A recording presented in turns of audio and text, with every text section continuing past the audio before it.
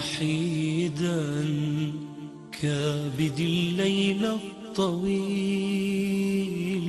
قم وصلي للجليل، قم فقد حان الرحيل. كلما أحجمت بك نفسك ضاقت بك حالك، تذكر يوم العبور على الصراط.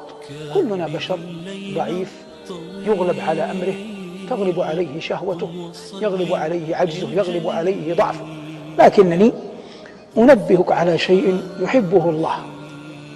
كلما جئت إلى فراشك وكان قد أصابك من العناء والتعب ما أصابك، بصرف النظر عن سبب ذلكم العناء والتعب، لأن الناس يختلفون، هذا مسافر وهذا رحال وهذا عمله في الليل وهذا قيم على أطفال وهذا يختلفون.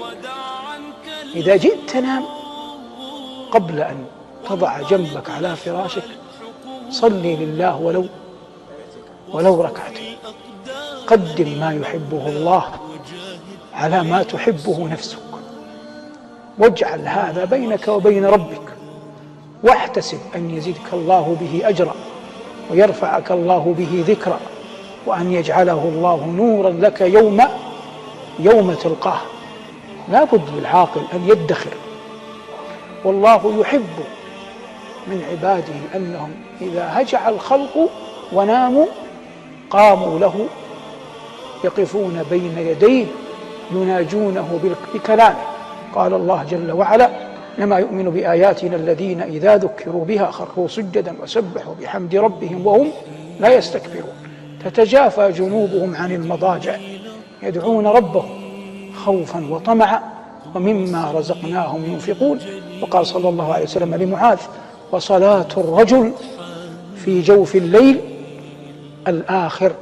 والله إن نفسا رجلا يضع امرأة يضع جنبه على فراشه وآخر عهده بالدنيا ركعات صلاها لله، لا يبالي استيقظ من مرقده أو لم يستيقظ، على الأقل كما أقول مرارا في الدروس يحاج الله أن آخر عهدي بالدنيا أنني صليت لك ركعتين. واسمع القرآن للآفاق في جنح الظلام، قم وحيدا